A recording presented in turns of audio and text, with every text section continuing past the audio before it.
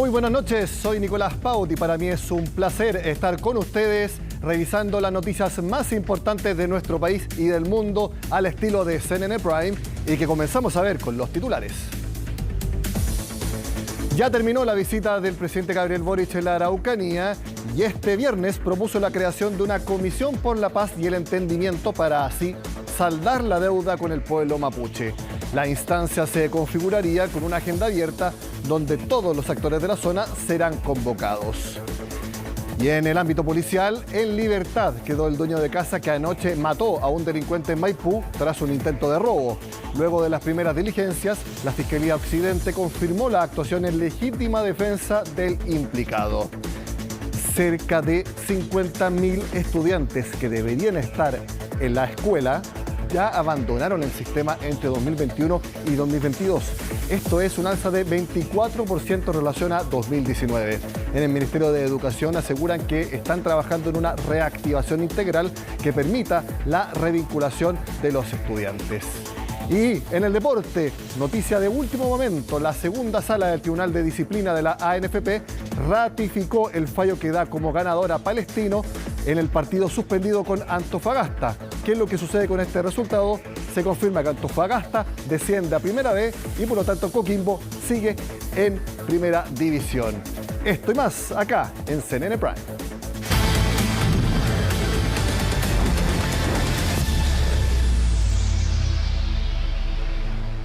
Dos homicidios se registraron en la comuna de Maipú en menos de 24 horas. Las autoridades no descartaron presentar querellas contra quienes resulten responsables, mientras que desde el municipio anunciaron un incremento en el presupuesto para seguridad.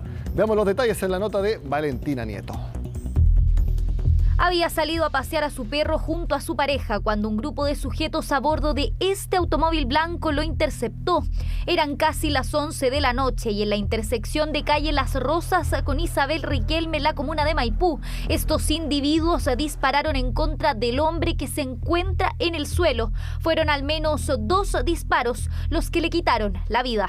La información que se mantiene al momento es que a través de una denuncia a nivel 133, personal de Carabineros concurre al lugar para verificar la existencia de un hombre adulto, el cual se encuentra atendido en la vía pública sin signos vitales, aparentemente por diferentes disparos en su cuerpo. Ya, esto es material de la investigación, no se sabe la causa motivo. Motivo del crimen que está siendo investigado por la Fiscalía Occidente. Y es que tras percutar los disparos, los agresores se dieron rápidamente a la fuga. La víctima era un hombre adulto de nacionalidad dominicana que no habría contado con antecedentes policiales en el país. Sin embargo, este no fue el único hecho de violencia ocurrido durante la noche en Maipú.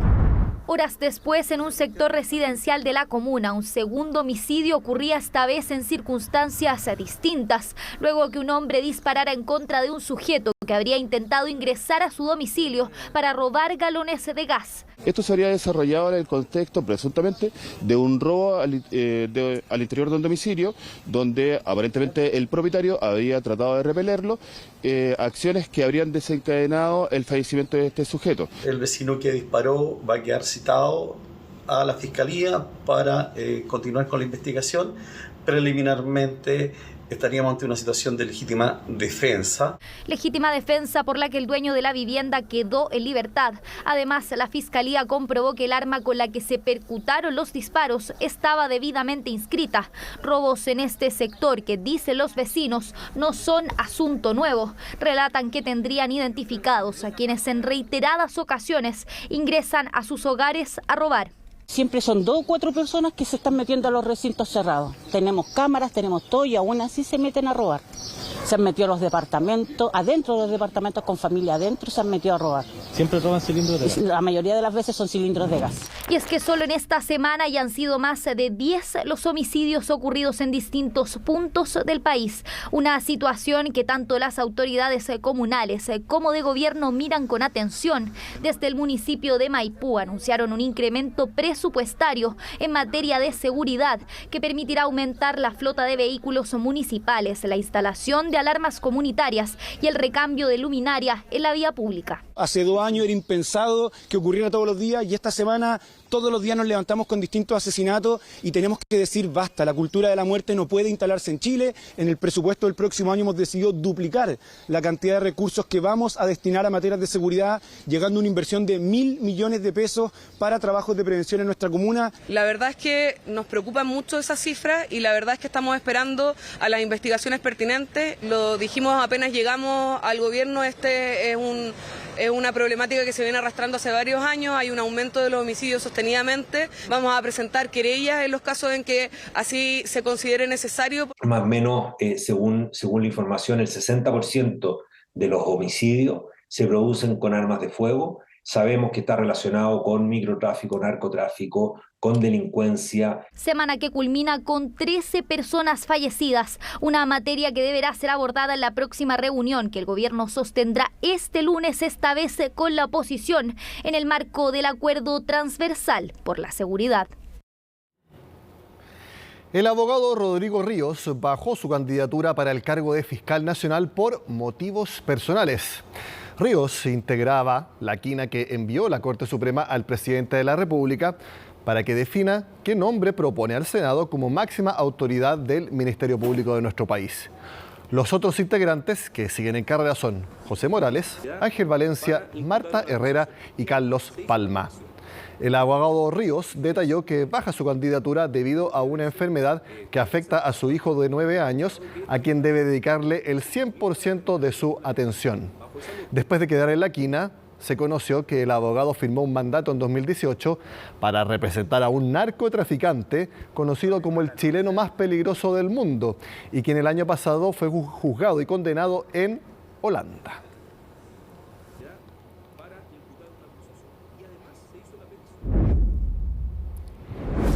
Como lo vimos en el primero de nuestros titulares, el presidente Gabriel Boric anunció la creación de una comisión por la paz y el entendimiento para agilizar la restitución de tierras a comunidades mapuches. Todos los detalles de esta noticia y también del balance final de la visita del presidente en la región los tiene Catalina Sánchez, a quien vemos en pantalla. Catalina, muy buenas noches. Hola Nicolás, buenas noches. Efectivamente, pasadas las 7 de la tarde salió el presidente de la República, Gabriel Boric, emprendió su vuelo de vuelta ya a la región metropolitana junto a los ministros que lo acompañaron en esta primera visita presidencial a la región de la Araucanía. Justo hoy día se cumplen 8 meses desde que Gabriel Boric asumió la presidencia de nuestro país, una visita muy esperada, cierto, tanto por las autoridades regionales como también por los propios ciudadanos. Se hicieron ver adherentes, se hicieron ver también personas que estaban en rechazo por su visita a la región de la Araucanía. Como tú bien decías, fueron 2 jornadas muy intensas. Él realizó y sostuvo diferentes encuentros, tanto en la provincia de Cautín como en la mañana, cerca de las 7 de la mañana, y llegó a la región de la Araucanía. Lo primero que hizo fue reunirse con el delegado presidencial de la Araucanía, José Montalva, también con el gobernador regional, Luciano Rivas, y por supuesto con algunos alcaldes de esta zona. Posteriormente, él se trasladó hasta el pabellón de la Araucanía, en donde sostuvo también este gabinete regional y dio el primer punto de prensa a los medios de comunicación. En la instancia, él detalló y adelantó algunas de las actividades que iba a realizar en su primera visita presidencial a esta zona. Más tarde, él se trasladó hasta la comuna de Angola, la provincia de Mayeco. Estuvimos también acompañando en ese momento y se encontró una reunión muy importante con víctimas de la violencia rural. Conversamos también con las víctimas, se mostraron contentas de poder reunirse con el Ejecutivo, de poder hacer ver un poco estas molestias que en parte existían por parte de las víctimas que han sufrido ataques incendiarios, atentados. Y también el presidente se comprometió a poder analizar, poder estudiar esta propuesta de ley de reparación a las víctimas que le entregó el gobernador regional durante la mañana. Posteriormente, durante la tarde, se trasladó hasta la comuna de Lonquimay vía aérea hasta Curacautín y en vehículo hasta la comuna de Lonquimay. Él pernoctó en ese lugar y hoy día en la mañana estuvo igual una intensa agenda. Se reunió a eso de las 9 de la mañana con comunidades mapuche de la zona. Lamentablemente no pudimos tener acceso a imágenes de esa reunión, sin embargo fue muy importante para poder abordar las demandas del pueblo mapuche. El presidente a la deuda histórica con el pueblo mapuche, sobre todo lo que significa la restitución de tierras, por lo que tú decías, también se va a gestionar esta comisión, ¿cierto?, para la paz, todo con la finalidad de poder ir dando conflicto que sigue acá en la macro zona sur. Todos estos detalles también los tenemos en la siguiente nota que preparó nuestra colega Estefanía Bustamante. Don Gabriel, ¿qué le pareció la visita? ¿Cómo ha estado la visita acá a la Araucanía? ¿Está contento? Esperanzado. Con ánimos de iniciar lo que él llamó un nuevo camino en la Araucanía, partió en Radio Lonquimay en su segundo y último día de gira. Presidente, ¿cómo está? Gusto saludarlo, bienvenido a Lonquimay. La primera pregunta, ¿cuál era hasta ese momento el balance de su visita? Pero el presidente quiso ir más allá. No solo evaluó su viaje, también uno que hace meses falló en Temucuicú. Nosotros tuvimos como gobierno, y creo que es importante reconocerlo, un paso en falso en nuestra primera visita, en donde pecamos de voluntarismo y donde tuvimos unos incidentes muy complicados en ese momento que afectaron a nuestra ministra de Interior de entonces. En medio de disparos, retrocedió la comitiva de la otrora ministra del Interior, Isquia Siches, el 15 de marzo. Lo que se suponía sería el primer gesto del gobierno en la zona fue el balde de agua fría que habría retrasado el viaje del presidente, que según dijo, requería una agenda sólida. Eso demuestra que la Araucanía no se puede improvisar y necesitamos con urgencia que el gobierno entienda que se requiere un camino legislativo urgente. Seguir avanzando en leyes que nos permitan poder enfrentar el nivel de usurpaciones, crimen organizado y terrorismo que hay en la región de la Araucanía. Buen recibimiento al presidente, que no solo provino desde la política. Mientras que esa fue la postal en Lonquimay, distinta fue la de Villarrica, donde manifestantes esperaban a Boric. ¡Justicia para mí, con mi esposo! Me toca a mí, como jefe de Estado, hablarle a ustedes, a los habitantes de la Araucanía, pero también a todo Chile. Conformemos una comisión por la paz y el entendimiento. Pero ojo, esta no es una comisión para hacer un diagnóstico. Ya se han hecho suficientes. Son esas recomendaciones de organismos nacionales e internacionales las que recogerá esta comisión de agenda abierta, cuyo propósito será proponer plazos concretos de restitución de tierras para comunidades mapuche. Va a ser un proceso que claramente va a ser largo, pero que nos ayudará a ir pavimentando este camino que ha tenido tantos baches y que nos ha traído consecuencias muy tristes para todas y todos, y que claramente existe un dolor muy grande dentro de la Araucanía. Un reclamo que muchos sectores de esta región transversalmente han hecho, es parte de lo no resuelto. Ahora, también el presidente ha actuado con realismo y pragmatismo al señalar de que no todas las tierras se van a poder restituir. Tampoco ha querido cerrar los detalles que espera definir en conjunto para funcionar en marzo del próximo año. La idea, aseguró, es entregar un informe ad portas a los 200 años del Parlamento de Tapigüe de 1825. Todos están absolutamente de acuerdo en que es momento de que encontremos una solución definitiva y duradera basada en el acuerdo, en el encuentro de dos culturas. El término de esta historia es insípida, es sin sabor. Con esta comisión por la paz que no tenemos bien claro para dónde va, ¿qué va a pasar con los proyectos de ley que le pidieron los propios alcaldes? La verdad que el mismo presidente nos dijo que ya estaba bueno comisiones. Lo dijo frente a todos los alcaldes, nos dijo el otro día a los diputados. Por tanto, no entiendo mucho este anuncio. En ese escenario será Víctor Ramos, actual encargado del Plan Buen Vivir, quien liderará la Comisión por la Paz y el Entendimiento, instancia donde tendrán prioridad aquellas comunidades que ya han solicitado a la CONADI la restitución de tierras. Dos jornadas muy intensas entonces que sostuvo el presidente Gabriel Boric en su primera visita a la región de la Araucanía, pero también estuvo este lado B, todo lo que ocurría paralelamente a que él desarrollara diversas actividades tanto en la provincia de Cautín como en la provincia de Malleco, y esto corresponde a hechos de violencia, hechos que comenzaron durante la noche de este día miércoles, a solo horas de que el mandatario llegara a la región de la Araucanía.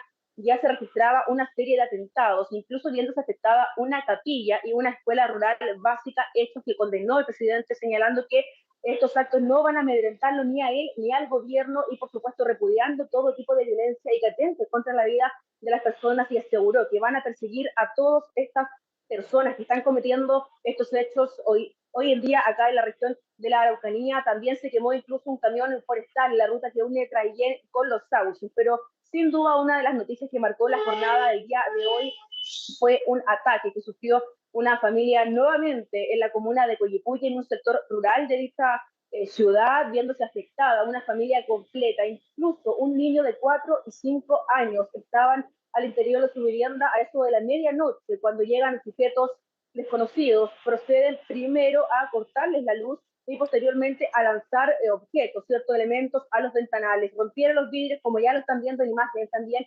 Estuvimos en el sector, pudimos conversar con la víctima, se mostró muy atemorizada, pero hizo un llamado enfático al gobierno a poder no solo plantear ideas, sino que también a concretar medidas de seguridad, puesto que esta ha sido una familia que ya se había visto afectada anteriormente por diversos ataques de ciertos atentados, y ellos hoy día están exigiendo que se terminen con estos actos de violencia, pero sobre todo que se les entregue mayor seguridad. Conversamos con la víctima, escuchemos lo que nos dijo. Todo el comedor, todo el pasillo estaba lleno de humo, y ahí me devolví rápido, le dije, amor, toma a los niños, corre al bosque que nos están tratando de quemar. Un atentado totalmente cobarde, porque por último llegan, nos sacan de la casa y quemen muebles, quemen la madera, quémenlo. Varias veces aquí nos han amenazado las comunidades que tenemos que abandonar el sector, que esto es territorio de ellos y que nosotros tenemos que irnos. Pero hasta el momento lo habían cortado el camino con árboles y amenazándolo, o sea, habían tomado el fondo acá. Catalina, quiero preguntarte porque tengo entendido por lo que estuve leyendo que las víctimas de estos nuevos ataques, no sé si la persona que estaba recién en imágenes, pero pueden haber sido otras, fueron las mismas que se reunieron con el presidente Gabriel Boric ayer. Puede ser que haya quizá una confusión con el mismo apellido, pero parece que fue una persona que se reunió ayer con el presidente Gabriel Boric, que nuevamente su familia o esa persona sufrió unos ataques. No sé si era ese u otro que hubo. Sí, Nicolás, hubo reserva en esta reunión, incluso no pudimos tener imágenes de aquello, dijeron que era privada. Nosotros pudimos conversar el día de ayer con la hija de Joel Ovalle, un agricultor que fue asesinado incluso a principios de este año, y también con la madre de un guardia forestal que estaba trabajando en Carahue cuando también fue asesinado junto a su otro colega. No pudimos tener acceso a la información de quiénes fueron todas las víctimas. Tenemos entendido que fueron varios representantes de familias, como tú bien dices, que se han visto afectados por estos hechos de violencia, pero como tú señalas también, esta familia Navarrete ya se había visto damnificada con diversos ataques anteriormente, y como lo escuchábamos también en las declaraciones, este es un territorio que está en recuperación. Ellos han señalado situaciones, han llegado a las personas a exigirles que abandonen este terreno, pero ellos se niegan a eso, dicen que no se van a ir y que se van a quedar viviendo donde lo están haciendo hasta ahora. Es la familia Navarrete a la que yo me refería. Vamos a ver si es que efectivamente sucedió que tuvieron nuevamente víctimas de ataques esta jornada luego de juntarse con el presidente Gabriel Boric. Sí, efectivamente. Como tú decías, familia Navarrete ya se había visto afectada en otras situaciones, así que son hechos que siguen ocurriendo acá en la macrozona sur. No son personas que lo han sufrido por primera vez, sino que ya es una seguidilla de hechos en contra de ellos. Este es una vivienda que está ubicada en un sector rural de la comuna de Coyipulli. Incluso, como decían en las declaraciones, les han cortado el camino, les han impedido que ellos salgan, están exigiendo seguridad.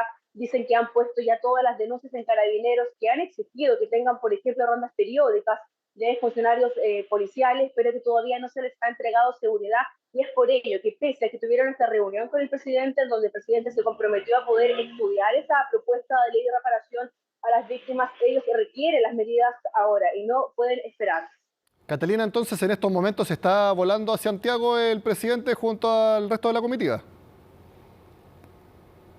Sí, efectivamente, a las 7:39 despegó el avión entonces del presidente Gabriel Boric junto a sus ministros ya de retorno a la región metropolitana.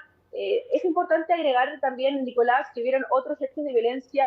Otro de ellos tuvo lugar también en la comuna de Galvarino, en donde se vio afectada una retroexcavadora y también una camioneta. Respecto a este hecho, igual tenemos declaraciones, así que los invito a escuchar lo que nos dijo la Policía de Investigaciones.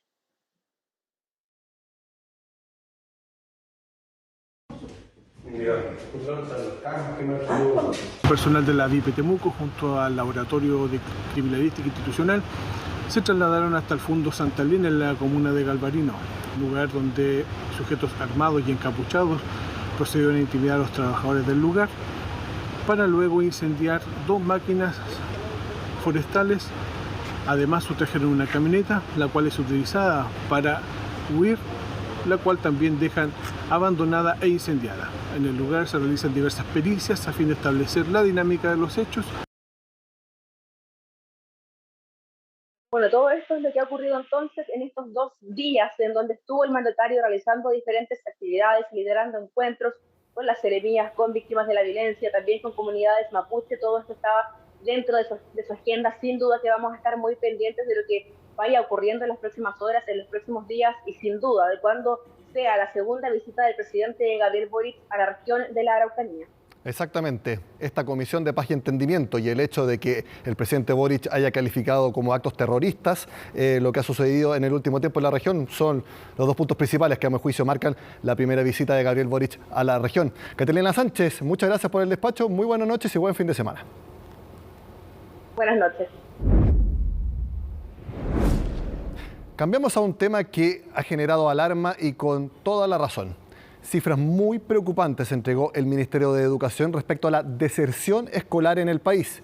Son más de 50.000 los estudiantes que no se matricularon este año, por lo que diversos expertos llamaron a implementar medidas rápidas para que estos niños, niñas y adolescentes no dejen el sistema educativo y vuelvan a las clases. Eso nos cuenta Belén Saldías.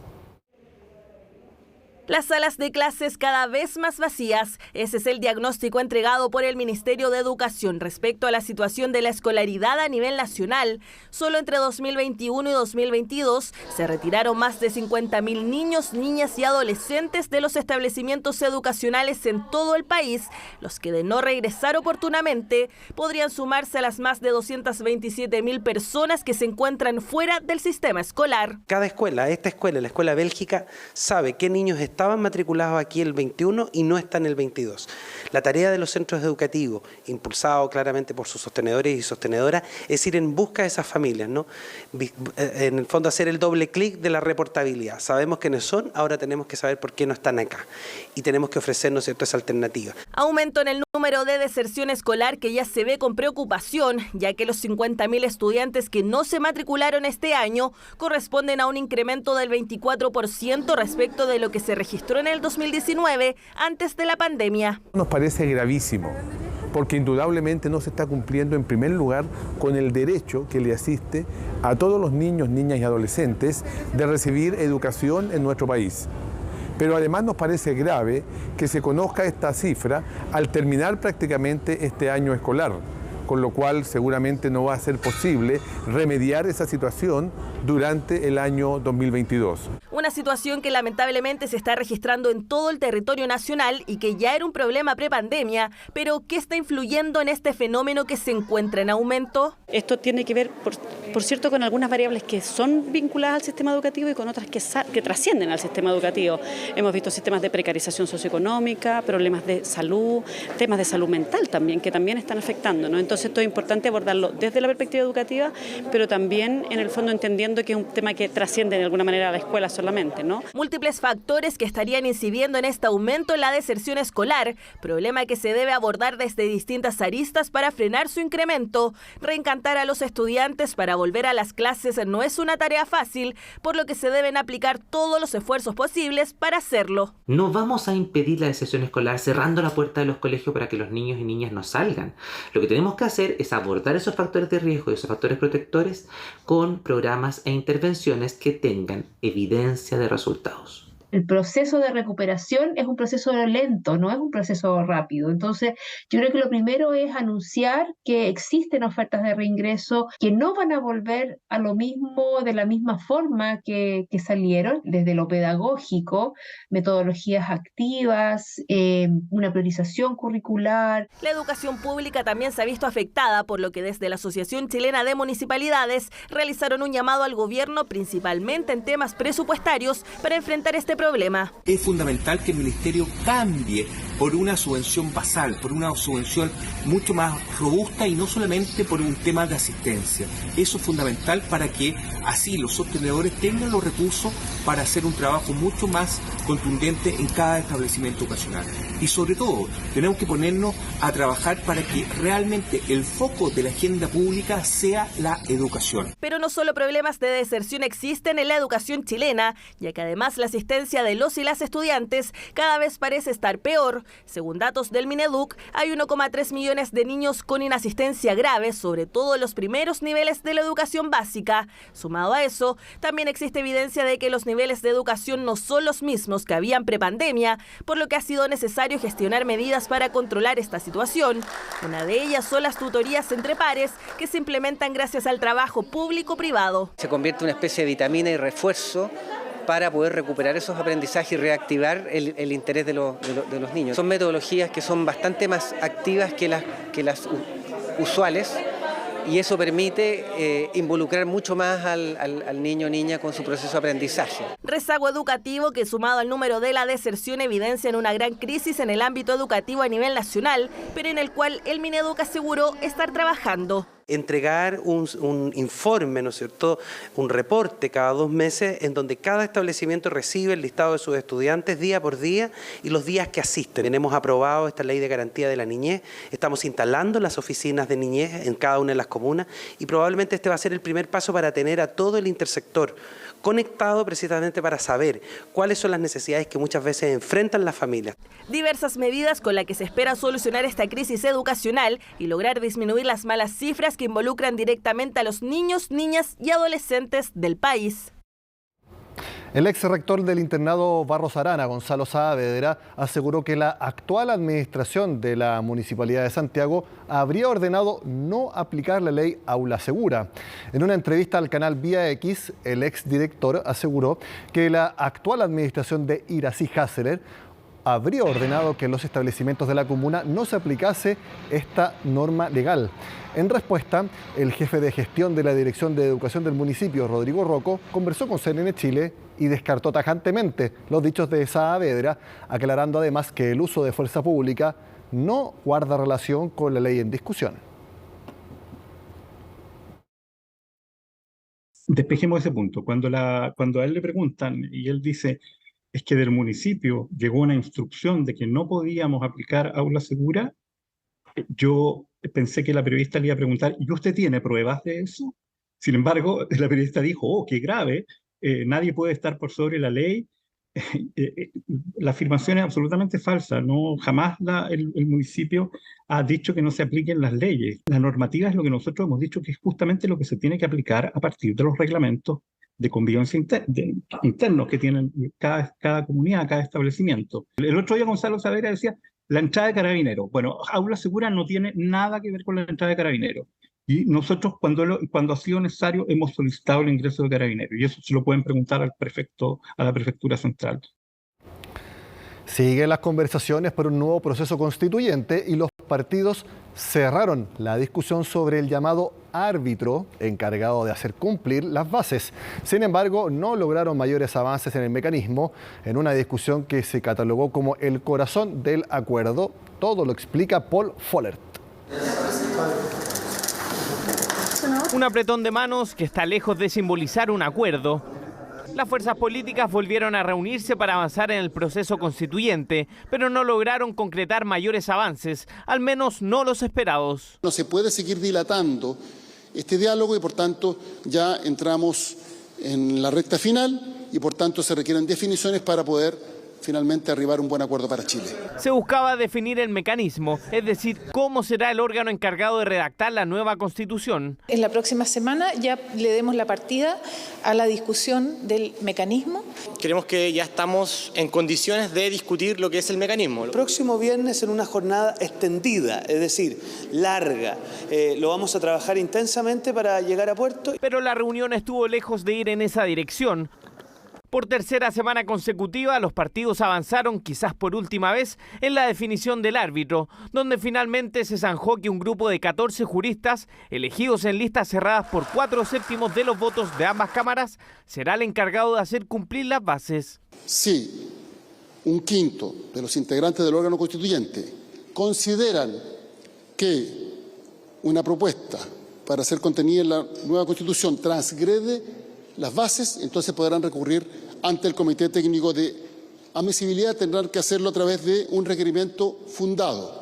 Más allá de este paso en particular, detrás se esconde un nudo difícil de resolver, porque tanto el oficialismo como la oposición han postergado la definición del mecanismo. Los primeros insisten en un órgano de al menos 100 integrantes, los segundos se mantienen en la idea de uno más acotado. Revela dos visiones, una visión nuestra de una elección 100% democrática y la otra que consiste también en que estos expertos tengan una participación incidente. Si hay que flexibilizarse en algunos temas, lo haremos, porque entendemos que el fin es mucho más importante que la forma o los medios. Porque los ciudadanos están cansados de procesos electorales y porque hay que buscar una fórmula que logre un equilibrio entre experiencia y validación democrática. Los plazos se han transformado en una presión extra para el acuerdo. Desde los partidos aseguran que el margen de tiempo se acaba y por eso en la reunión definieron noviembre como plazo máximo para cerrar el proceso. Este acuerdo sí o sí tiene que salir dentro del mes de noviembre.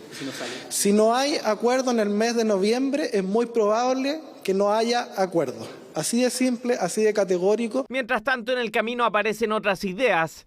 Es el caso de la carta que puso sobre la mesa el senador Matías Walker, quien abrió de nuevo un escenario en caso de que se rechace la propuesta constitucional nuevamente. Es que si la próxima propuesta de nueva constitución es nuevamente rechazada por la ciudadanía, que quede claro que el Congreso queda habilitado para hacer una propuesta. A partir de la próxima semana, los partidos se fijaron como tarea aumentar las reuniones para avanzar en el corazón del acuerdo, el mecanismo, y así dar paso a la reforma que habilite el nuevo proceso constituyente. Este 1 de diciembre se va a conocer la sentencia sobre el estatus y uso de aguas del río Silala, una disputa que enfrenta a Chile y Bolivia. Fue en 2016, bajo la administración de la presidenta Michelle Bachelet, cuando nuestro país presentó una demanda en contra del Estado boliviano. Esto con el fin de que el organismo declare al río Silala como un curso de agua internacional y que ambas naciones tienen derecho a su uso razonable y equitativo. Protestas, manifestaciones y anuncios han marcado la primera semana de la COP27 en Egipto, una cita a la que se sumarán representantes chilenos con importantes tareas en medio de las negociaciones climáticas. Natalia Muñoz nos cuenta lo más destacado.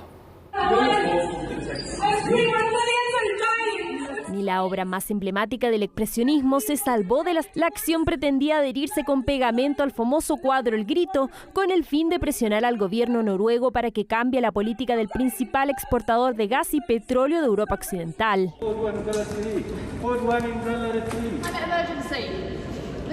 Donde sí lograron pegarse fue a la famosa obra de Andy Warhol en la Galería Nacional de Canberra, en Australia. Esto en el 6º día de reunión de los grandes líderes mundiales en la COP27, jornada marcada por la llegada del país más contaminante de la historia para la entrega de ambiciosos anuncios de descarbonización. Hoy finalmente, gracias a las acciones que hemos tomado, puedo presentarme aquí como presidente de los Estados Unidos de América y decir con confianza que los Estados Unidos de América alcanzará nuestros objetivos de emisiones para el 2030.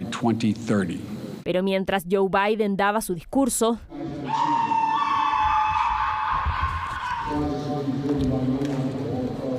polémica ha generado la gran comitiva de aviones con la que aterrizó el presidente de Estados Unidos en Egipto. Al menos 4 jets privados y dentro de ellos una gran cantidad de vehículos. Así, acusaciones de hipocresía y el llamado greenwashing han marcado la primera semana de la conferencia de las partes.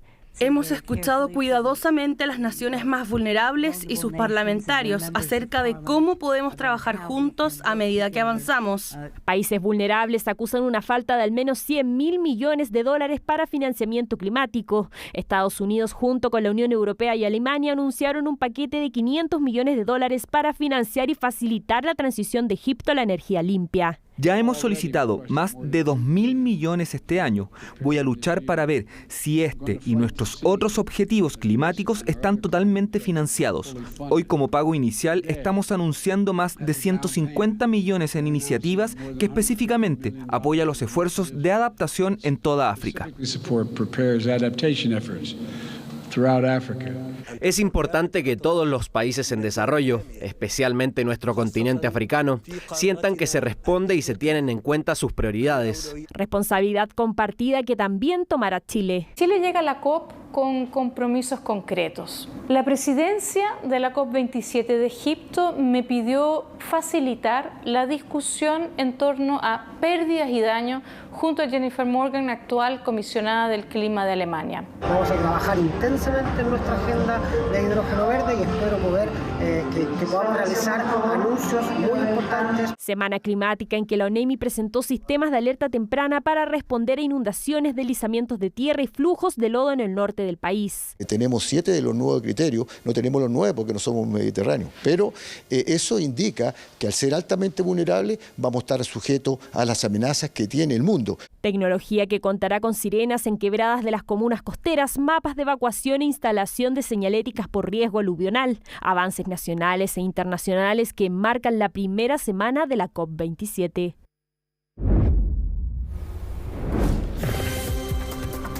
Por supuesto que la COP27 marca la agenda internacional, la comentamos con Jacinta Molina, que está ya con nosotros, pero lamentablemente el tema número 1 sigue siendo el conflicto entre Rusia y Ucrania. Muy buenas noches, Jacinta. ¿Cómo estás, Nico? Buenas noches. Claro, porque es una guerra que sabemos sigue en desarrollo. Ya son 8 meses de esta invasión rusa a Ucrania y que deja en evidencia en las últimas horas algo que, por un lado, por cierto, es una derrota nuevamente para las tropas de Vladimir Putin. Esta determinación de salir de la ciudad de Jersón, que es parte de la región que tiene el mismo nombre. Y esta es la reacción, Nico, que han tenido durante esta jornada los habitantes de esta ciudad, una vez que ya el ejército ucraniano nuevamente toma el control de esta zona.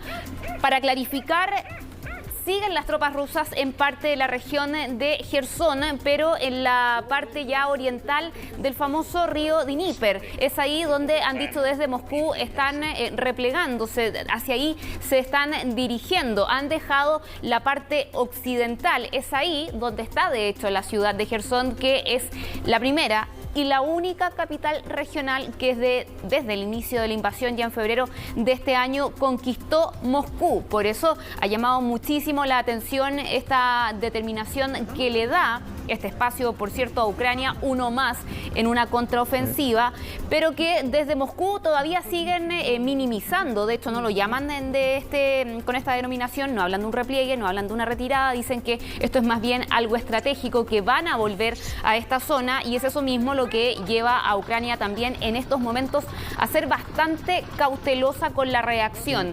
Volodymyr Zelensky decía que todavía esta zona, la ciudad, no está limpia del enemigo. Eso es lo que mencionaba el mandatario ucraniano, aunque sí han habido algunas imágenes de celebraciones, sobre todo de las tropas ucranianas, por ejemplo, en estos momentos, cuando sacan imágenes de Rusia, ¿no? Símbolos que habían dejado las tropas de Moscú en esa zona, y todo con la expectativa de qué es lo que va a ocurrir. ¿Por qué? Porque quien es el comandante en jefe, por cierto, de las tropas rusas, Vladimir Putin, no ha aparecido públicamente en los últimos días a propósito de esta información. Sí, yo he visto en redes sociales información que no podemos dar como cierta, hay que tener mucho ojo con eso, pero que decía que incluso tropas rusas iniciaron nuevamente ataques con misiles a Jersón. Uno podría pensar, bueno, se están replegando, quieren causar daño a la zona de donde salieron, pero bueno, son informaciones obviamente en curso que, como digo, solamente son informaciones que ocurren en redes sociales. Obviamente hablo de medios informativos, no cualquier persona que lo publique, por supuesto uno hace ese filtro, pero que son noticias absolutamente en desarrollo hasta ahora. Claro, y a propósito con lo que tú mencionas, uno de los temores que ha expresado Ucrania es la eventualidad de que esto a lo mejor sea algún tipo de estrategia, una trampa, pero lo cierto es que se conoce al mismo tiempo tiempo en que ya hace meses venimos hablando de bajas que han tenido las tropas rusas y precisamente en esta zona. Jersón está en el sur de Ucrania, zona en la cual se han concentrado los ataques y donde hemos visto que ha tenido un desempeño menor el ejército ruso, en parte por el armamento que ha recibido Ucrania desde Occidente. Nico, veamos todo lo que ha acontecido en las últimas horas, las imágenes de celebración entre los ucranianos que dicen desde el Kremlin en este informe que preparó Laura Soto.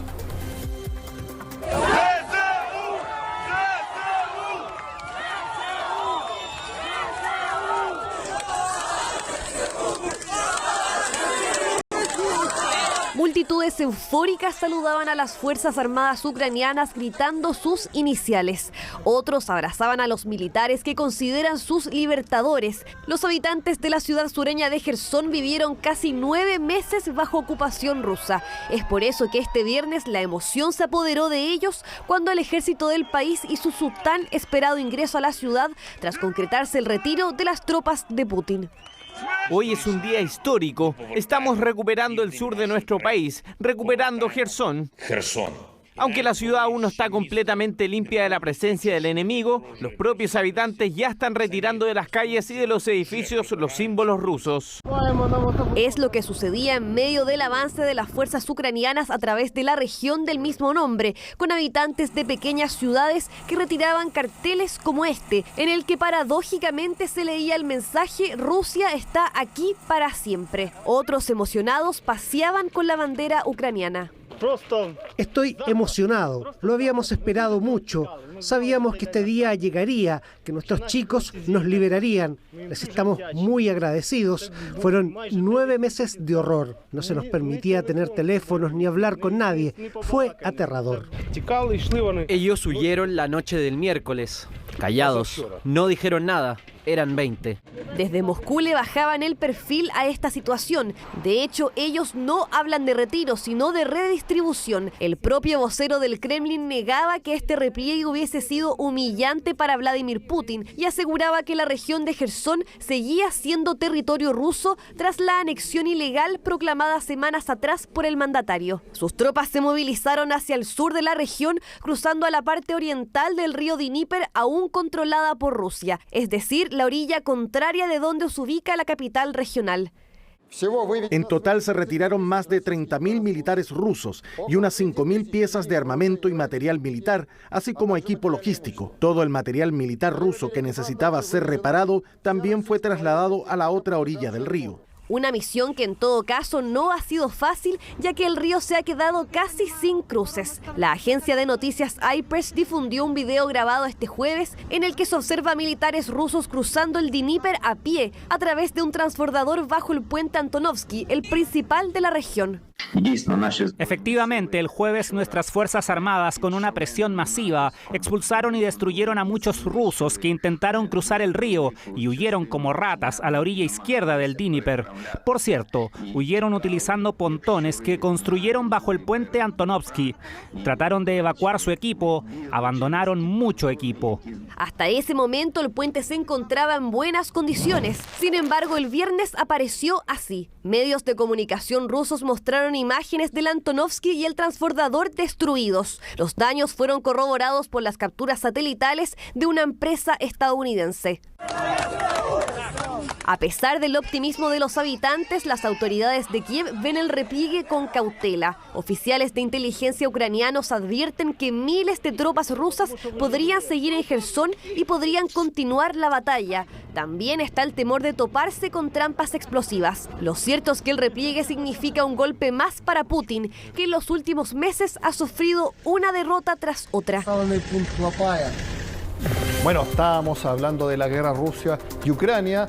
Ahora vamos a otro foco de conflicto. Obviamente no es a escala, mucho menor, pero importante de todas maneras.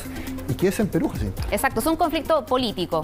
Otro más que está enfrentando el presidente de ese país, Pedro Castillo, quien en esta oportunidad vive la noticia de la aprobación por parte de una subcomisión del Congreso de una acusación que se había presentado en su contra por parte de la oposición, esta vez no por las investigaciones judiciales que tiene pendientes, sino por unas declaraciones que entregó precisamente a nuestra cadena asociada CNN en español a comienzos de este año. Vemos ahí imágenes de esa entrevista donde él se abrió la posibilidad de ceder mar para Bolivia. Eso llevó a que la oposición presentara una acusación en el legislativo por presunta traición a la patria.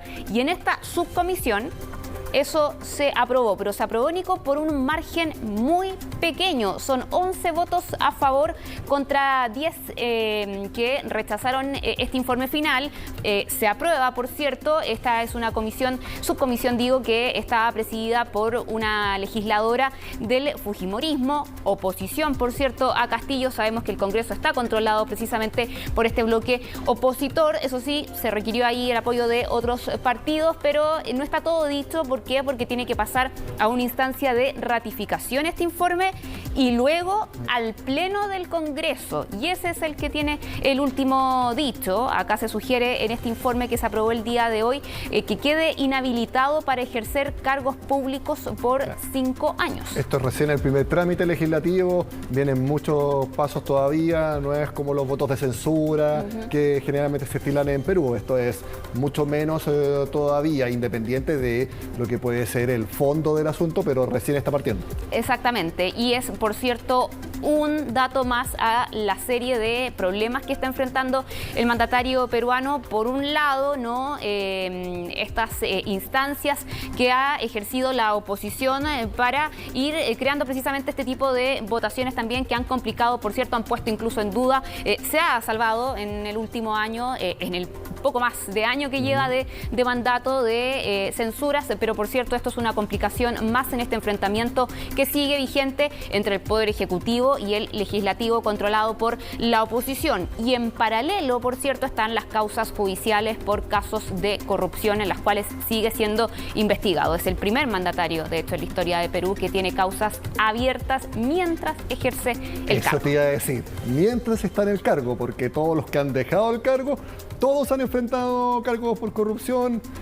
Creo que casi todos han terminado algún momento estando presos.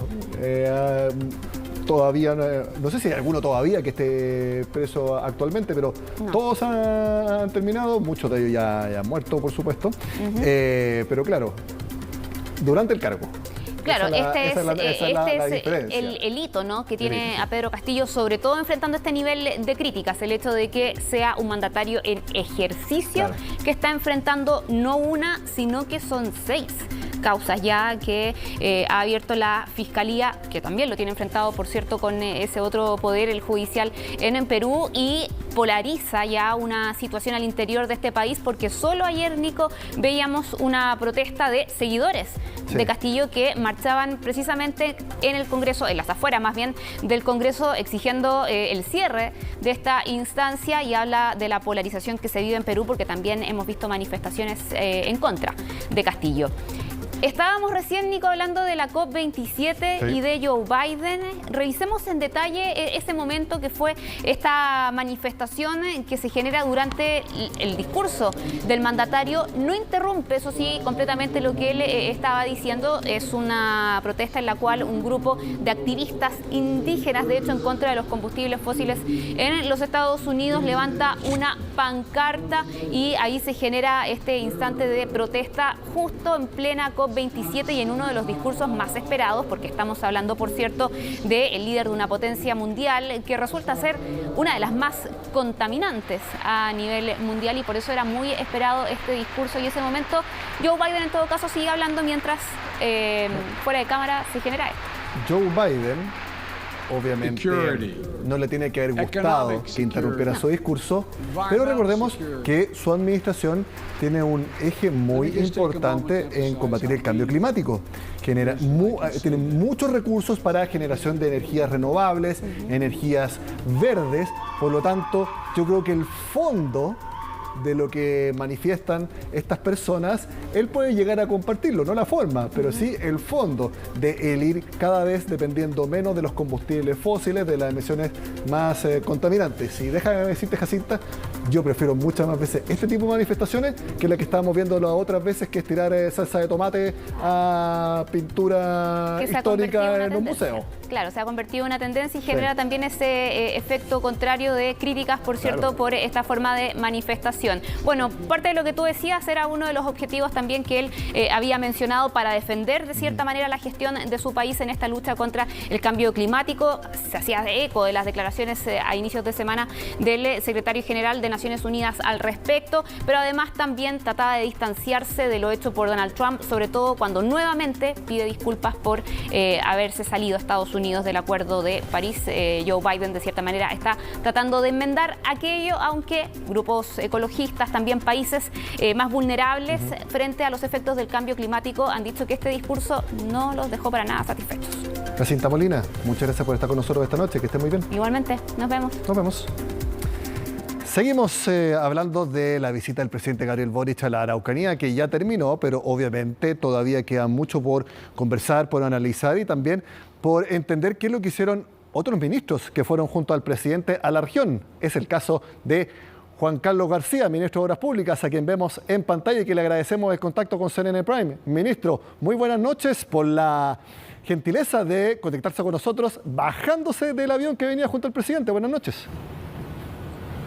Así es, Nicolás, muy buenas noches. Fue una visita, a mi juicio, muy exitosa, ya que el presidente no solo pudo conversar con una gran diversidad de actores, sino que planteó anuncios, propuestas e invitaciones muy importantes para la región de la Araucanía, basado en el diálogo, basado en el encuentro entre todos los actores y basado en generar políticas de Estado más allá de un gobierno, Nicolás.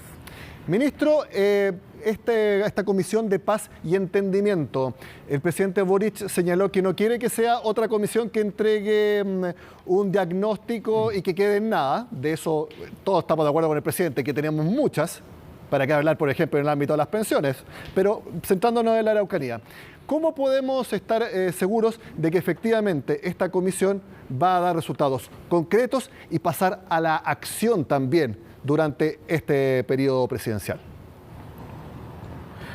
Bueno, la invitación del presidente Boric ha sido muy clara.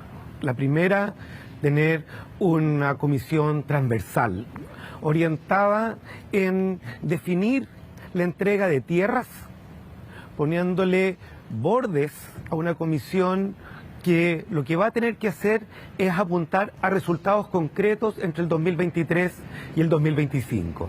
Pero lo importante es que esta comisión que va a estar trabajando en forma paralela estará acompañada por un gobierno orientado en hacer inversiones en la región, conversando con la ciudadanía, siendo firme con la delincuencia y con la violencia, de manera que el trabajo de la comisión no detenga las acciones concretas que tenemos que hacer hoy día.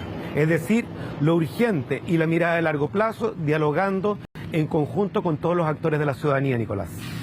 El presidente, no lo tengo claro durante su discurso, manifestó plazos concretos. Yo sé que esto esté resuelto para 2025, pero para un primer informe, ¿hay algún plazo que hayan manifestado como gobierno? Porque obviamente esta comisión, cada vez que se invitan a todos los actores, uno tiene la sensación de que al final se abarca tanto que se aprieta poco, pero al menos en los plazos.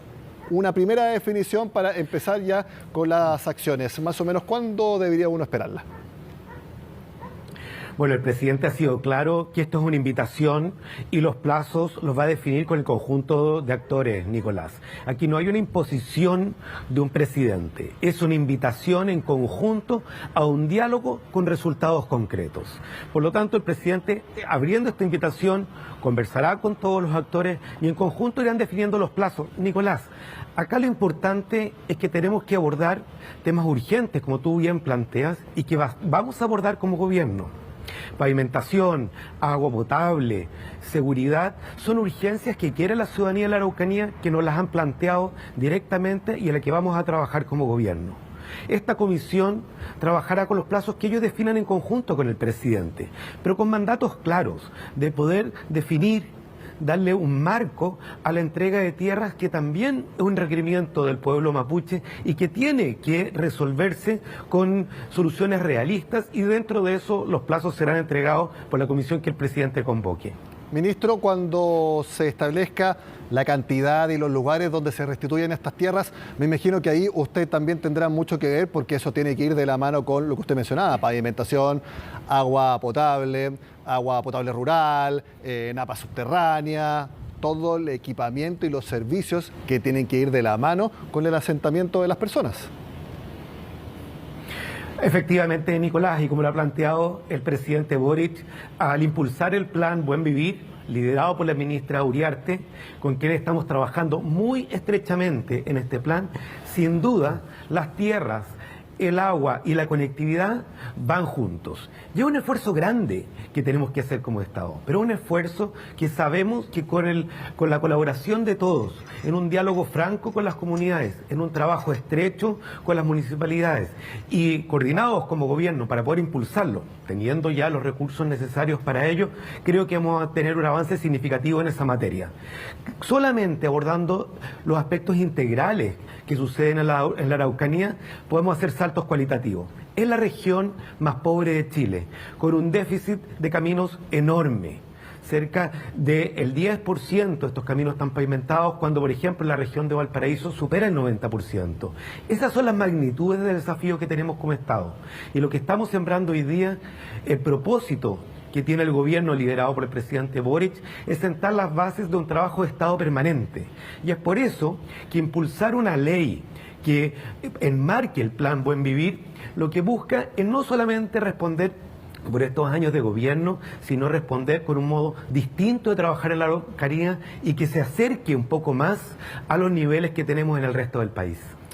Ministro, cuando se habla de invitar a todos los actores de la zona, me imagino que no se está considerando a organizaciones que se les vincule con ataques durante los últimos años. Me refiero a la CAM y también a organismos que hayan derivado de la CAM u de otro tipo. Creo que en estos 2 días el presidente ha sido muy claro de separar la violencia de aquellos actores que están por la paz, por el diálogo y por reducir los niveles de pobreza en la Araucanía. Creo que el presidente fue bastante claro en ese sentido y es la línea que estamos siguiendo absolutamente todos como gobierno.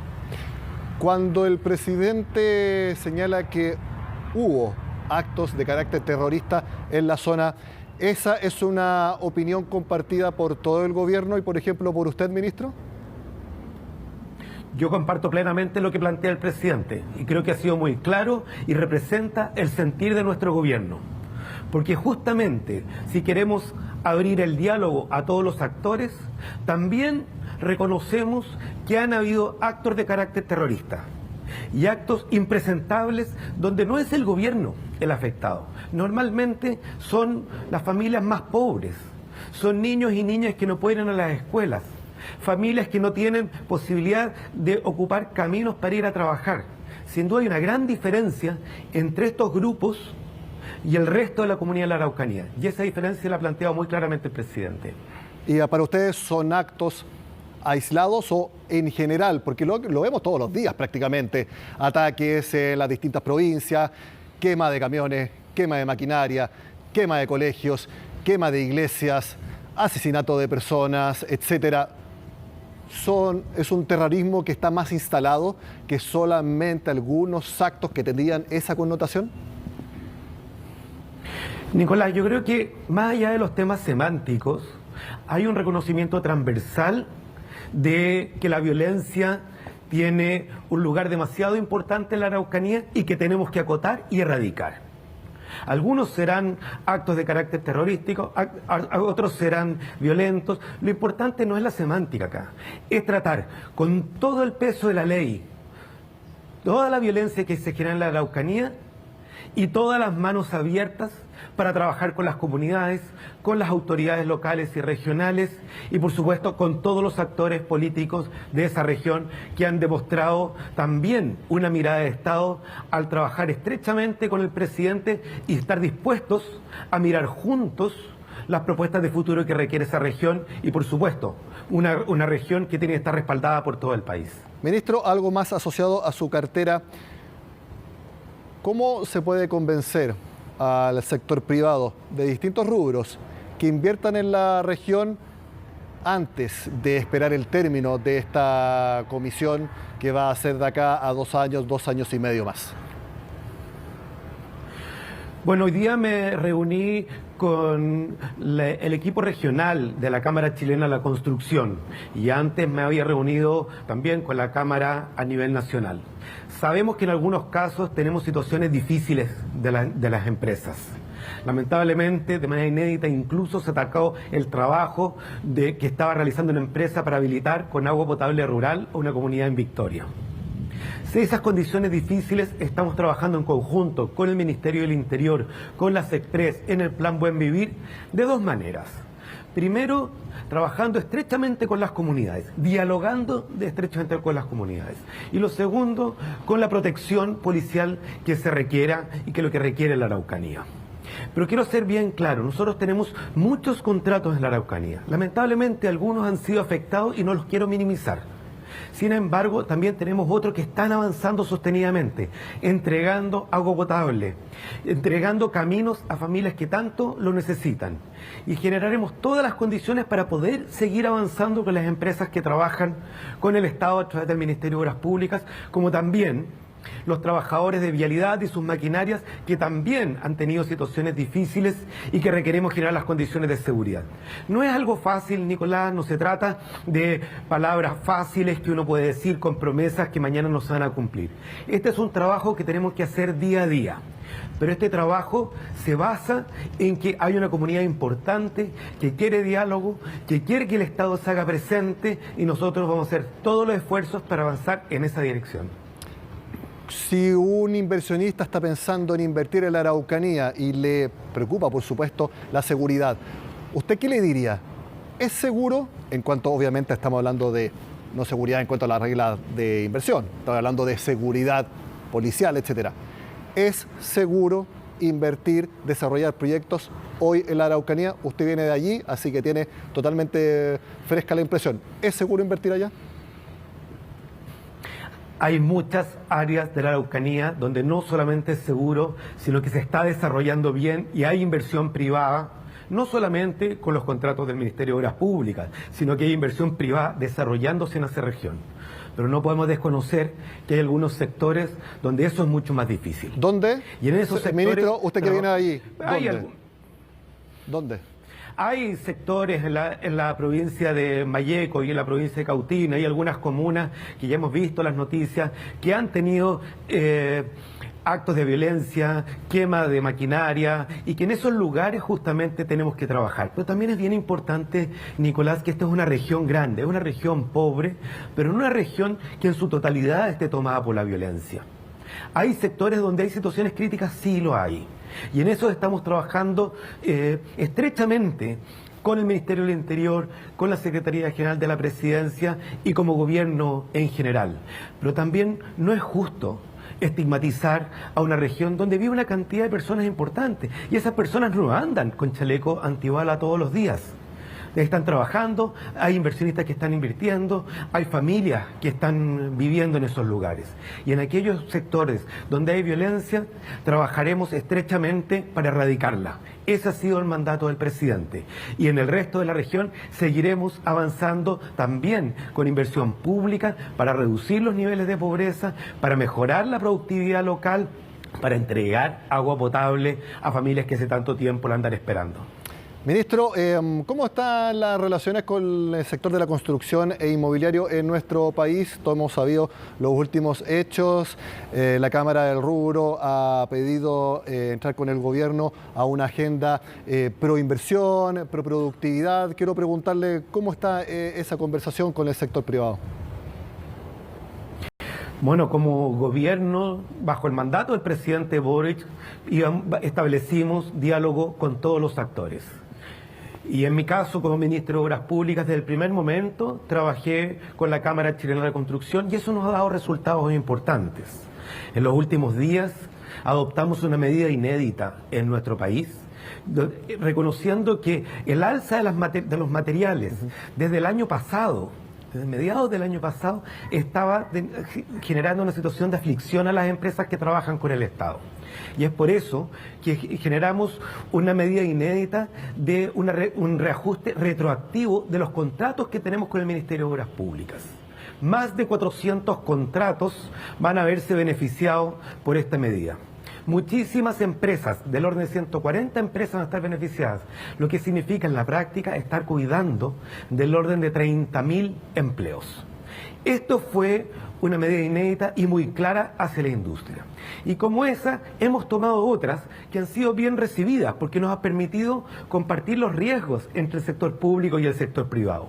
Como por ejemplo, todos los contratos de aquí para adelante, o casi todos, porque hay unos pequeños que no entran de esto, van a tener un sistema de reajuste que es un sistema transparente, validado por la Contraloría, en que los contratos van a poder ajustarse en función del valor de los materiales. Eso también ha sido un paso importante. Y además estamos trabajando hoy día con el mundo de la construcción, pero también como gobierno en una agenda de productividad. No también mejoremos nosotros como Estado algunos procesos que son extremadamente lentos y que dificultan al ámbito de la construcción. Y eso también permita a la industria de la construcción también modernizar sus procesos, de manera que en conjunto el sector público y el sector privado fortalezcamos una industria tan importante para Chile y, por supuesto, tan importante para las obras públicas. Ministro, mi última pregunta. Esta semana la justicia decretó la quiebra finalmente de Claro Vicuña y Valenzuela. Y quiero preguntarle, porque en un principio el gobierno, y usted mismo señaló que se le ofreció a la empresa juntarse para ver posibilidades de solucionar los conflictos que tenían con el Ministerio de Obras Públicas en cuanto a los pagos. La empresa dice que, y también al salir algunas publicaciones de prensa, de que había reuniones calendarizadas, incluso con usted mismo, que posteriormente fueron suspendidas por parte del gobierno. Entonces, quiero preguntarle, ¿realmente nunca hubo ese acercamiento? ¿Habían esas reuniones pero fueron canceladas? Para saberlo y para que lo aclaremos aquí, en CNN Prime. Bien, Nicolás, yo no quiero extender mucho una polémica de un punto en particular. Un medio de prensa me preguntó si en el momento de que la empresa estaba analizando sus últimos días de quiebra, se juntó conmigo, yo le invité, llegó la Cámara de la Construcción y ellos no llegaron. El objetivo de esa reunión era buscar una solución en ese momento de la quiebra, por ejemplo, para alcanzar a traspasar esos contratos a otras empresas. Algo que no sucedió y ellos solicitaron la liquidación voluntaria. Antes de eso, tuvimos con esta empresa y con otras muchas reuniones.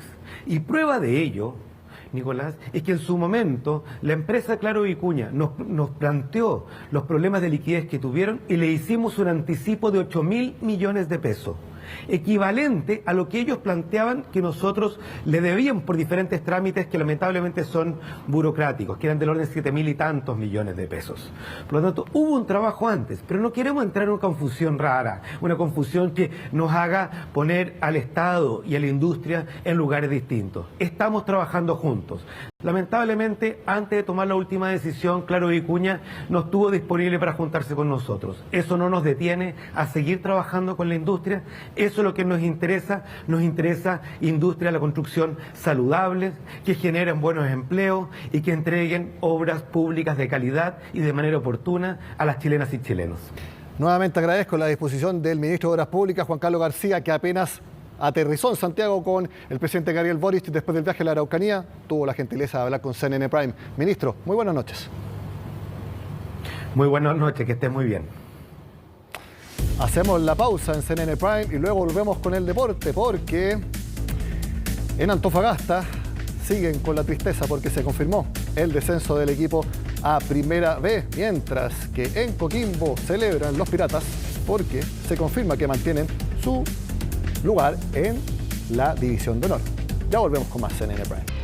Tal como lo vimos en titulares y antes de hacer la pausa, la segunda sala del Tribunal de Disciplina de la ANFP ratificó el fallo que da como ganador a Palestino por el partido que se suspendió con Antofagasta.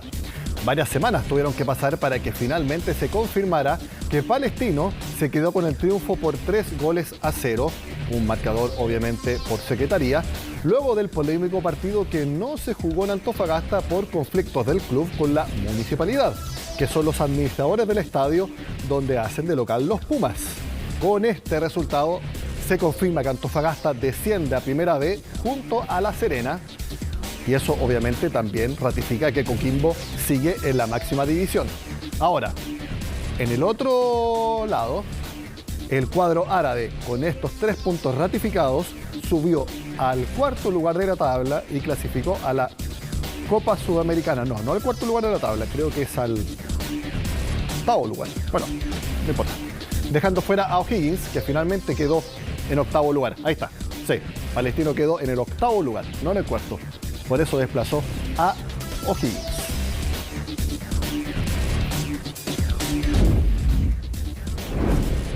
Quedan pocos días para el evento favorito de muchos, me incluyo ahí, que es el Mundial. Bueno, pero hablemos de otro Mundial, porque la candidatura conjunta de Chile, Argentina, Uruguay y Paraguay sigue tomando fuerza. Este viernes se firmó la creación de una corporación que estará a cargo de llevar adelante este proyecto. Todo lo cuenta Federico Molina. Una firma que selló la creación de la corporación que estará a cargo de llevar adelante la postulación de Chile, Argentina, Paraguay y Uruguay para el Mundial de 2030. Y voy a utilizar una frase que se utilizó hace más de 60 años. No tenemos nada y lo queremos todo. Un ente de derecho privado que tendrá la tarea de realizar la coordinación entre los 4 países, formalización de la candidatura que está a la espera de la publicación de las bases por parte de la FIFA. La firma y la creación de la corporación Juntos 2030, que nos va a permitir como figura jurídica efectivamente postular a este sueño, a este anhelo que tenemos, no solamente nuestros 4 países, sino que además nuestro continente, nuestra historia futbolística, la importancia que tiene Sudamérica en el desarrollo del fútbol en general. Juntos 2030 será la carta de presentación para el Mundial, propuesta enfocada en la sostenibilidad y acorde a la realidad de los países, además de la chapa de centenaria por el aniversario de los 100 años de la celebración de la primera Copa del Mundo en Uruguay. Ojalá que la FIFA se dé cuenta que esta es la zona, la región donde están los mejores jugadores de fútbol del mundo y por lo tanto nos merecemos organizar otro mundial y festejar el primer centenario de las Copas del Mundo. Candidatura que tendrá la difícil tarea de competir con España, Portugal y Ucrania, quienes también se unieron para quedarse con la sede. Hay un acto de justicia, de reparación histórica, si el Mundial efectivamente se juega en el 2030 en estos 4 países, y tiene que ver, como recién decía también la ministra, con todo lo que le ha aportado Sudamérica al fútbol mundial, con la historia riquísima que tiene este suelo. Creo que es una oportunidad única y la excusa perfecta para poder seguir trabajando entre nuestros países en la integración. El Mundial no es solamente fútbol, el Mundial es mucho más que fútbol. Campaña para traer de vuelta el Mundial al continente que le dio origen e intentar replicarlo de Uruguay 1930, Chile 62 y Argentina 78. La potencia económica, la potencia social que tiene hoy el fútbol se lo debe a esos dirigentes que los trataron de locos. Y a nosotros también lo han tratado de loco por querer postular y competir con España y Portugal. Pero tenemos un aval que es la historia, que es la fuerza sudamericana. Juntos 2030, que ahora deberá buscar posicionarse en las asambleas de la FIFA en Qatar y ganar votos de los 211 países miembros.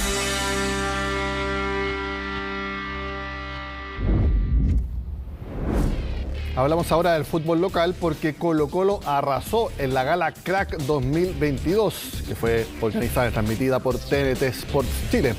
Juan Martín Lucero fue elegido el mejor jugador del campeonato y hubo homenajes a grandes figuras de nuestro fútbol. Felipe Gallardo tiene todos los detalles de esa noche. El campeonato nacional llegó a su fin, pero aún faltaba algo: la Gala Crack del fútbol chileno, un evento que premia a los mejores jugadores y jugadoras del año. Desfilaban por la alfombra roja los mejores futbolistas del torneo y uno de ellos fue elegido el mejor de todos.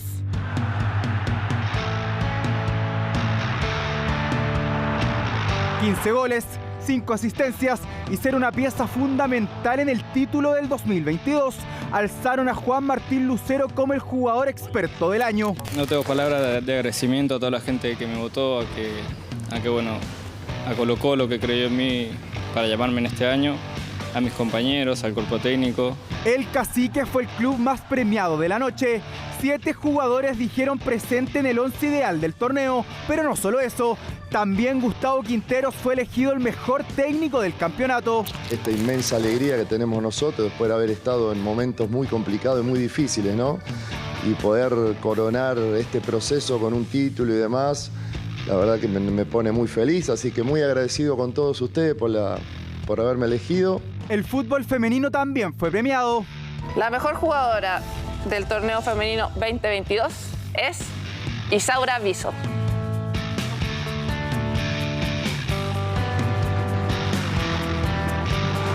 Y el mejor sub-21 fue Alexander Aravena. El jugador de Ñublense tuvo una increíble temporada, donde el club llegó a Copa Libertadores, siendo él pieza clave. Me siento muy feliz, muy contento por todo, más por este premio.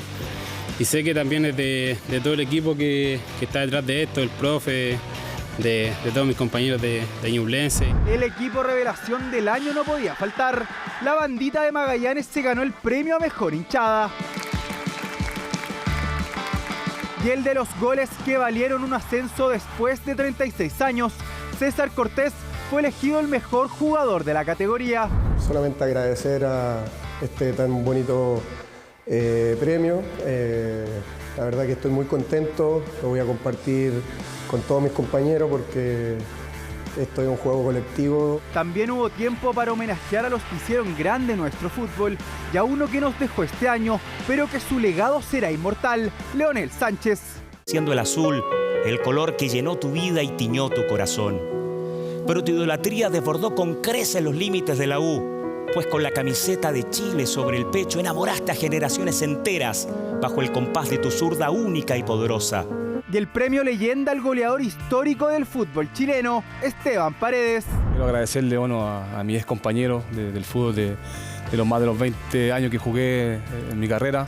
Para mí emocionante, periodista también, que la verdad que fueron parte de todo lo que logré como futbolista. Así que muy agradecido y la verdad que muy contento.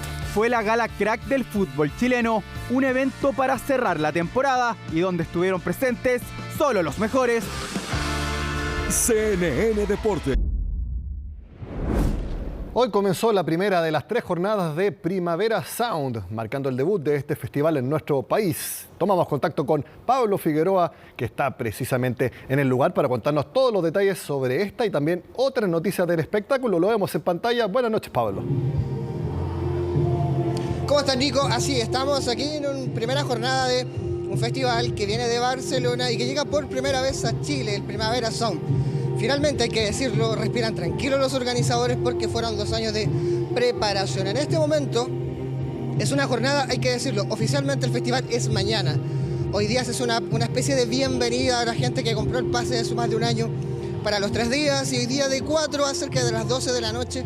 Hay números, pero no los más potentes, porque mañana sí que sí, Nico, se viene. Más de 40.000 personas esperan. No hay tickets para mañana y nos decían por la tarde que hay poquitos para el domingo. ¿Les parece si pasamos a revisar un poco las opiniones de esta jornada? La primera, la bienvenida, que finalmente se hizo el Primavera Sound acá en el Parque Bicentenario de Cerrillos, y después ahondamos más en el cartel y en las cosas. Bueno, nos dicen, sigamos, bueno, sigamos hablando. Parte de cosas que pasan, Nico, estamos en vivo. Bueno, digamos un par de cosas. Había problemas al acceso, cosas a reiterar y a repetir para la gente que venga mañana acá al Parque Bicentenario. Lo que va a pasar acá es muy diferente al Lollapalooza. ¿Por qué? Son menos personas y lo que tú vas a caminar es mucho menos. Parte de las recomendaciones, niños menores de 12 años entran gratis. Mañana se abren las puertas cerca de la 1 de la tarde, el primer show es a las 2. Importante recalcar, mañana cierra Arctic Monkeys y van a tocar eso de las 11 de la noche. Cerca de 90 minutos, el show termina eso pasado de las 2:30. Por ende, hay seis rutas de locomoción que van a estar afuera por departamental. Y eso es uno de los cambios porque la gente entra por departamental. Ahora sí, ¿les parece si revisamos un poco la jornada, esta previa, que dijo la gente, los primeros que vinieron a el debut de Primavera Sound acá en Chile? Hasta ahora no hemos encontrado ningún punto débil. Creo que la producción, la planificación de 2 años y todo, el plan de contingencia ha dado resultados. Claramente mañana es un día que vienen muchísimas más personas, el doble al menos. pero estamos preparados, nuestro público se porta bien, es un público que viene con ganas de escuchar la música, es un público que viene a disfrutar a un día de parque, así que creemos y confiamos en que mañana va a pasar todo bastante bien. Una locura, maravilloso, un sueño hecho realidad, además maravilloso, siento que es un logro también súper importante para un artista chileno, una artista chilena, además una mujer, haber comenzado el año en Lollapalooza y cerrarlo acá en el Primavera Sound. Encuentro que es súper importante para la comuna consolidarse también como un hito cultural, musical. Creo que significa un avance también porque significa de alguna otra manera salir al mundo. ¿Sabes lo que pasó con el Lola y ahora lo que pasa con Primavera, que estamos hablando ya de un festival que viene de Europa? Y de paso también es una vitrina inmensa para los artistas chilenos y más aún artistas locales de la comuna. Ahí escuchamos parte, Nico, de artistas y gente que llegó, hay que decirlo. Para mañana no hay entradas, cerca de 400 para el domingo, para evitar problemas como los que hubo, hay que ahora recordar porque pasemos a otro tema. Lo que pasó hace un par de semanas cuando Daddy Yankee en su primera jornada hizo colapsar al Estadio Nacional. No Daddy Yankee, sino la organización de lo que fue el primero de tres conciertos de Daddy Yankee en el Estadio Nacional. Bueno, hoy día habló el CERNAC y se manifestó al respecto. Si usted tiene pruebas, usted compró una entrada en un lugar y tiene como comprobar con fotografías que quedó en otro lugar, puede sumarse a esta demanda colectiva que presentó el CERNAC, que le parece, por lo menos para la gente que fue viendo las fotografías que dieron la vuelta al mundo, más de 80.000 personas para un recinto que no aguanta más de 60.000. Fue toda una jornada caótica y que motivó obviamente a que los siguientes conciertos de Guns N' Roses, todo lo que ha pasado hasta la Teletón, hacer un aro de gente para no entrar al recinto, Nico, una cosa bastante lamentable para lo que es la experiencia de ir a un concierto. Eso comparte lo que ha pasado con el CERNAC y recordar también que también eso va a marcar qué va a pasar, Nico, con el Estadio Nacional cuando vuelvan los conciertos en 2024. Hay que recordar eso porque el Estadio Nacional estará cerrado. ¿Te parece, Nico, si pasamos ahora al cine? Porque claro, estamos en un año de vuelta, la gente está volviendo a ir al cine, volviendo a ir a la música, mientras nosotros estamos acá, reiteramos, en el Parque Bicentenario y está tocando Beach House, banda norteamericana y francesa que está deleitando a cerca de 20.000 personas. Luego de ver Pantera Negra y también a una de las estrellas de la película, le mostramos desde el sitio web cnnchile.com con la noticia de un nuevo desalojo de una toma VIP en Antofagasta. El Ministerio de Bienes Nacionales recuperó terreno fiscal en Caleta Lagarto. La ocupación era de más de 663.000 metros cuadrados, con una superficie edificada de 1.600 metros cuadrados. Y está afuera de los límites urbanos de las comunas de Antofagasta y Mejillones. La ministra de Bienes Nacionales, Javiera Toro, señala que son muy claros y que van a actuar con mucha decisión. Los terrenos que son de todas y todos los chilenos tienen que estar al servicio de las distintas necesidades sociales. Esta y todas las noticias, por supuesto, en cnnchile.com. De esta forma terminamos CNN Prime, pero obviamente yo les invito a que sigan con nosotros porque viene CNN Tiempo. ¿Puede que llueva mañana? Lo vamos a saber. El domingo parece que también. Mucho ojo. Y luego lo que veíamos de Pantera Negra y también todas las noticias del espectáculo en CNN Magazine. Viernes 11 de noviembre, así estuvo nuestro país y el mundo. Somos CNN Chile. Muy buenas noches y buen fin de semana.